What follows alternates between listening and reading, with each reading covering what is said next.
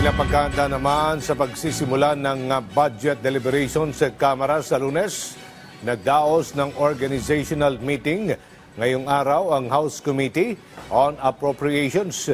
Dito'y kanilang isinapinal ang mga patakaran sa magiging deliberasyon.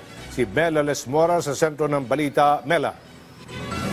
Yes, Aljo, pasado alas 11 ng umaga kanina ng umarangkada ang organizational meeting ng House Committee on Appropriations sa pangunguna ni Chairperson Micaela Swansing. Dito'y kanilang inisa-isa ang mga patakaran sa gagawing deliberasyon ng pambansang pondo sa susunod na linggo.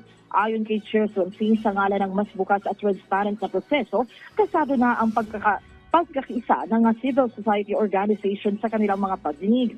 Sa katunayan, kahapon sa pangunguna ni House Speaker Martin Romualdez, itinurn over na din sa kanila ng Kamara ang kopya ng 2026 National Expenditure Program. Sabi ni Swansing, nakahanda na rin ang pagdaraos ng mga hiwalay na pagdinig ng Budget Amendment Review Subcommittee kasabay ng mga talakayan ng Mother Committee.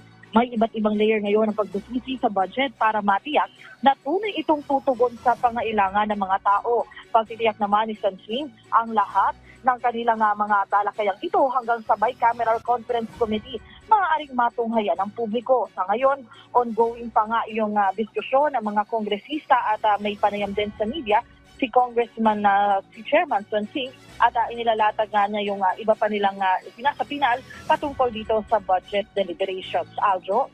Maraming salamat, Mela Lesmoras.